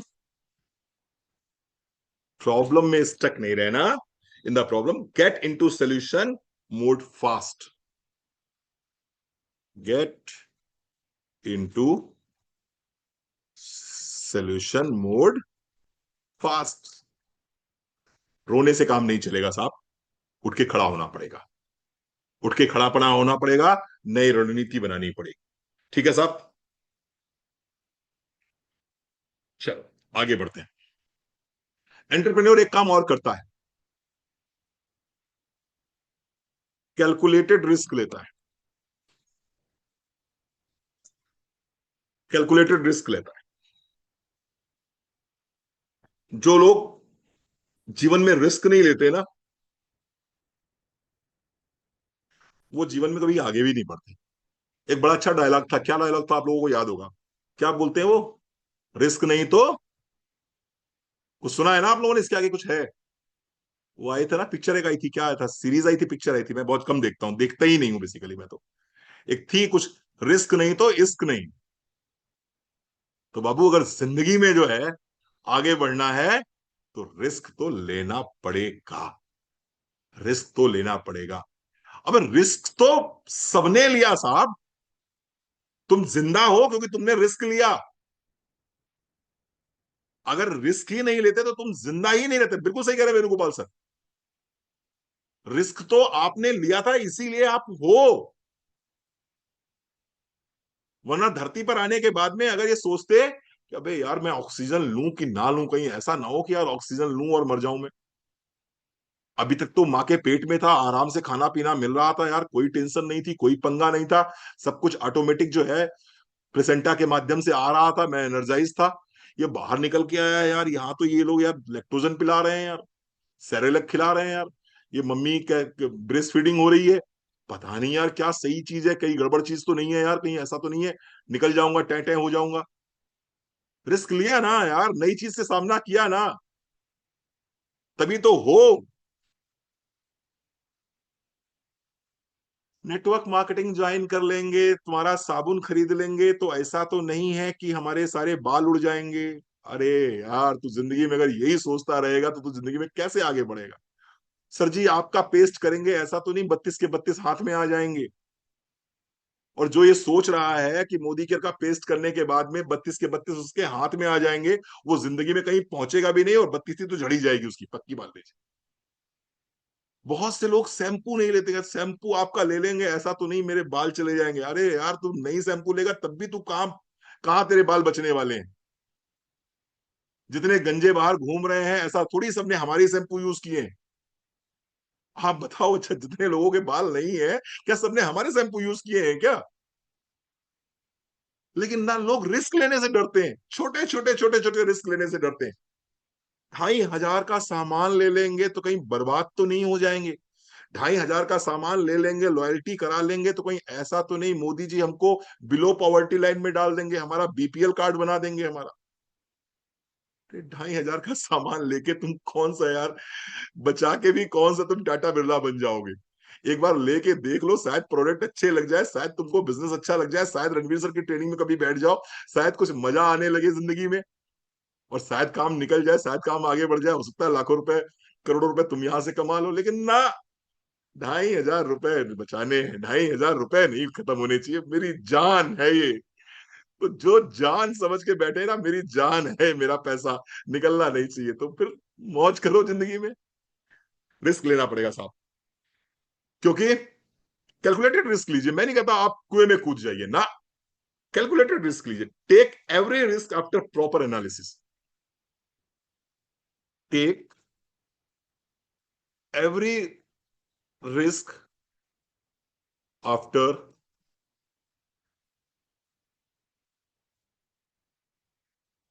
Proper analysis, take every risk after proper analysis, not blindly. बिल्कुल आंख बंद करके मत लीजिए, नॉट ब्लाइंडली। ठीक है? Make big moves after small experiments, बड़े कदम तब उठाइए जब छोटे छोटे कदम उठा लीजिए। Make big moves after small experiments.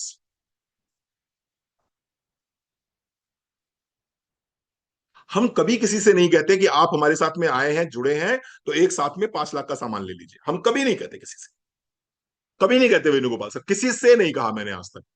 Fast star director मेरे नेटवर्क में बने तो बहुत सारे, लेकिन मैंने कभी किसी को अप्रोच नहीं किया कि तुम फास्ट स्टार डायरेक्टर बन जाओ।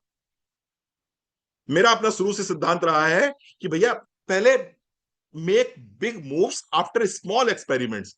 पहले 2,500 का सामान लो, 5,000 का सामान लो, प्रोडक्ट्स को यूज करो, प्रोडक्ट अच्छे लगे, उसके बाद में हिम्मत करो 10,000 का सामान लेने की। एक झटके में 20,000 का सामान ले लोगे, ऊब जाओगे, भाग खड़े होगे, नहीं आगे काम करोगे तुम।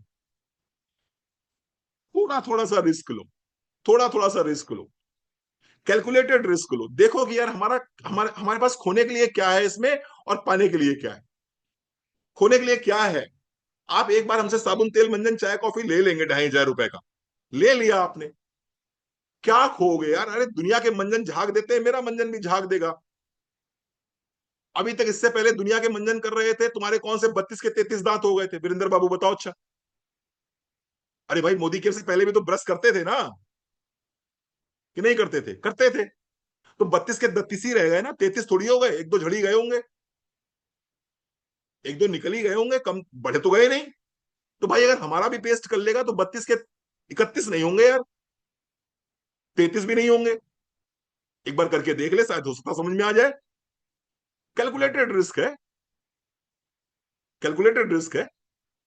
आप ले सकते हैं कैलकुलेटेड रिस्क, और लेना चाहिए कैलकुलेटेड रिस्क। अगर आप नहीं ले रहे हैं जीवन में, तो आप आगे नहीं बढ़ेंगे। तो जीवन में कभी भी आपको लगे कोई अपॉर्चुनिटी आपके सामने आई है, अपॉर्चुनिटी आई है, कुछ थोड़े से रिस्क लेने हैं आपको, आपको लग रहा है 100 पीवी से मेरा डायरेक्टर छूट रहा है, कैलकुलेट करो ना कि 100 पीवी करने पे मेरा जो अमाउंट आएगा वो कितना आएगा। अमाउंट आएगा तुम्हारा 5,000, 5,500। 100 पीवी करने पे पैसा कितना लगेगा? 4,500, 5,000। कैलकुलेटेड रिस्क क्या कहता है कि यार 100 पीवी कर लेनी चाहिए।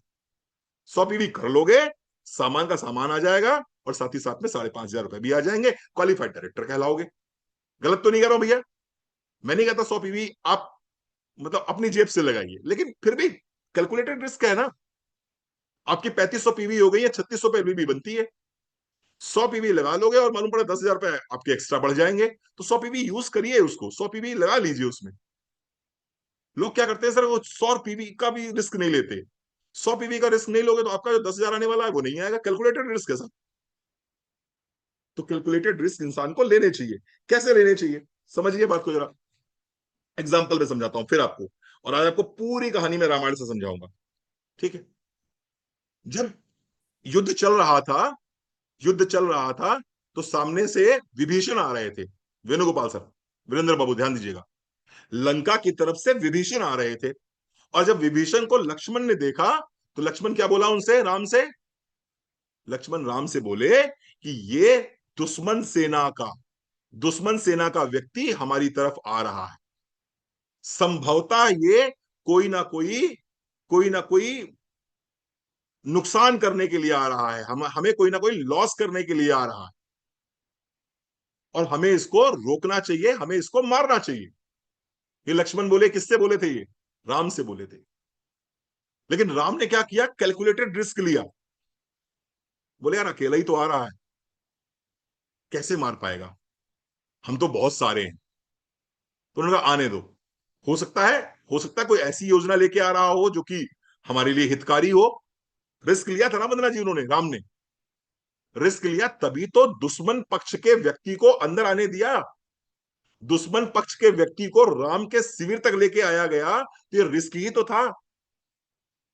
दुश्मन का सगा भाई था भाई सब वो।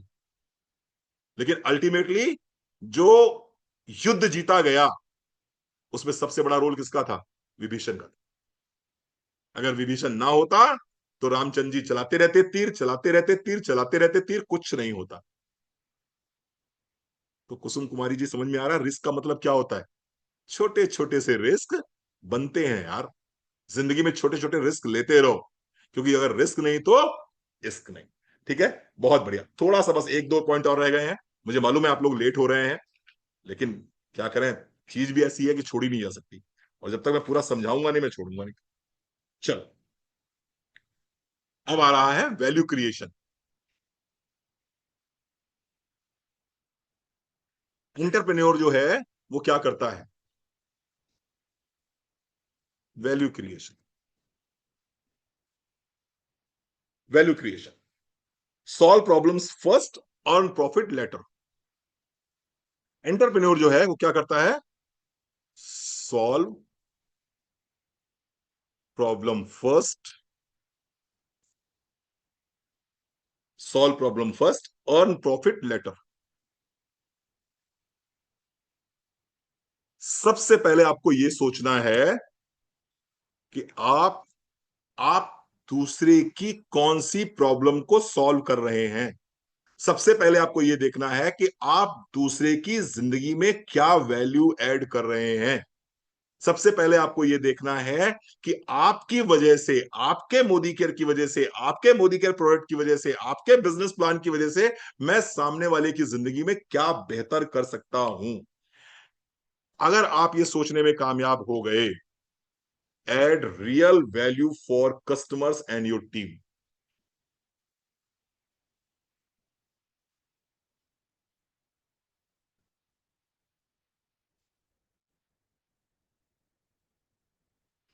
Add real value for your customers and your team. जो व्यक्ति इस कॉन्सेप्ट पे काम करता है, वो व्यक्ति जीवन में हमेशा सफल होता है, हमेशा सफल होता है। बड़ा सिंपल सा एग्जांपल दूंगा आपको मैं, दो एग्जांपल दूंगा, समझिएगा ध्यान से। 2015 में शायद जियो ने अपना ये नेट फ्री कर दिया था ना वीरेंद्र? शायद 2015 में धीरू भाई, मुकेश अंबानी जी ने अपना जियो का लेके आए थे ना ये। क्या करा था शुरुआत में? वैल्यू ऐड करी, लोगों की जिंदगी में वैल्यू ऐड करी, लोगों की जिंदगी में वैल्यू ऐड करी, और लोगों की जिंदगी में वैल्यू ऐड करते चले गए, करते चले गए, करते चले गए। लोग क्या हो गए? लोग आदी हो गए। लोगों के हाथ से मोबाइल छूट नहीं रहा है, वो फेसबुक भी चला रहे हैं, व्हाट्सएप भी चला रहे हैं, इंस्टाग्राम भी चला रहे हैं, मूवीज भी देख रहे हैं, ये भी कर रहे हैं, वो भी कर रहे हैं। पूरी पूरी इंडस्ट्री, पूरी टेलीकम्युनिकेशन इंडस्ट्री में क्या करा उन्होंने? वैल्यू ऐड कर दी। और हर आदमी के हाथ में फोन है, और फोन में कौन सा नेटवर्क है? जियो है साहब। क्यों जियो है? क्योंकि जियो फ्री दे रहा है, जियो सस्ता दे रहा है। रिजल्ट क्या निकला? रिजल्ट क्या निकला? अब बताने की जरूरत नहीं है। आज की तारीख में 60 to 70% मार्केट जो है जियो के पास में है, और बड़े आराम से, बड़े सुकून से 299 रुपए हर महीने ले लेता, 299 रुपए ले लेता है। चलो छोड़ो, दूसरा चलते हैं। गूगल आया। गूगल को कौन पैसे देता है बताओ? आप में से कौन पैसे दे रहा है गूगल को? और कुछ भी सर्च करना होता है तो कहां जाते हो? गूगल पे जाते हो, टिक टिक टिक टिक टिक। मेरे पापा का नाम गूगल बताओ, गूगल बता देता आपके पापा का नाम क्या है। मैं कहाँ रहता हूँ गूगल बताओ, गूगल बता देता आप कहाँ रहते हो। हम हम बेसिक बेसिक सी चीजें भी किससे पूछते हैं? गूगल से पूछते हैं। बहुत छोटी छोटी चीजें। गूगल आपसे पैसे मांगता है? नहीं पैसे मांगता है। अरबों खरबों रुपया गूगल कमाता है। कमाता है योगेश भाई कि नहीं कमाता? वैल्यू ऐड करी कि नहीं करी? यूट्यूब पे गाने सुनते हो? खूब गाने सुनते हो? गाने सुनते हो, मेरे भी प्रोग्राम देखते हो, मेरे भी वीडियोस यूट्यूब पे देखते रहते हो, सब देखते हो। कितने पैसे देते हो यूट्यूब को? कुछ नहीं देते हो साहब। और आज की तारीख में यूट्यूब अरबों खरबों रुपए कमा रहा है। क्या करता है? बीच में 15 सेकंड का ऐड दे देता है, बीच में 30 सेकंड का ऐड दे देता है, और आप आराम से 30 सेकंड का ऐड देख लेते हो, और वो अरबों खरबों कमा लेता है। लाइफ में याद रखना, जितने ज्यादा लोगों की लाइफ में वैल्यू ऐड करते रहोगे, जितना ज्यादा लोगों की लाइफ में वैल्यू ऐड करते रहोगे, आपको यही लोग जो है सर पे बैठा देंगे, और यही लोग आपको करोड़पति अरबपति बना देंगे। सही कह रहा हूं? आप लोगों की लाइफ में क्या वैल्यू ऐड कर रहे हो ये चेक कर लो। 10 साल मैंने जो है लोगों की लाइफ में वैल्यू ऐड करी है, 10 साल। 10 साल से आप लोग मेरे वीडियोस देख रहे थे, साउथ से लेके नॉर्थ तक, ईस्ट से लेके वेस्ट तक मेरे वीडियो चलते रहते थे। रणवीर सर का वीडियो ऐसी बात नहीं किसी ने ना देखा हो। 10 साल वीडियो बना बना के डालता गया, बना बना के डालता गया, बना बना के डालता गया, बना बना के डालता गया। हर नेटवर्क में, हर लीडर के पास मेरे वीडियो चलते रहे। आज की तारीख में आप लोग प्यार दे रहे हो, thank you so very much. है? प्यार दे रहे हो नहीं दे रहे हो? मैंने वैल्यू ऐड करी, अभी भी मैं क्या कर रहा हूँ योगेश भाई? अभी भी मैं वैल्यू तो ऐड कर रहा हूँ। और कल को इस सारा जो मैं नेटवर्क मार्केटिंग सिखा रहा हूं आपको, सिखाने के बाद में इसको एक फोल्डर में अपलोड करके 1999 रुपए में कोर्स बना के बेच दूंगा, तो हो जाएगा, बिक जाएगा बड़े आराम से यार। आपको फ्री सिखा रहा हूँ, सिखा रहा हूँ, सिखा रहा हूँ। अभी जो नहीं सीख रहे हैं उनको कोर्स बेचूंगा 1999 रुपए का, और वो सीखेंगे, लेंगे हमसे कोर्स, लेते ही हैं लोग। वैल्यू एडिशन करते जाओ, लाइफ में जो है आगे बढ़ते जाओगे। लाइफ में आगे बढ़ते जाओगे, ये नियम है। थैंक यू भैया, ये नियम है। ठीक है साहब, चलो आगे बढ़ते हैं, बस क्लोज कर रहे हैं बस फटाफट। Last but not least, long term vision.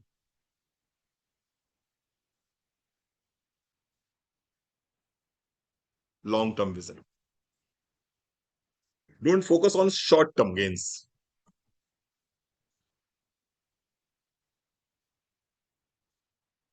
Don't focus on short term gains. छोटे फायदों पे मत सोचिए साहब, छोटे फायदों पे मत सोचिए, छोटी जगह पर मत रुकिए। Don't focus on short term gains, plan for future growth.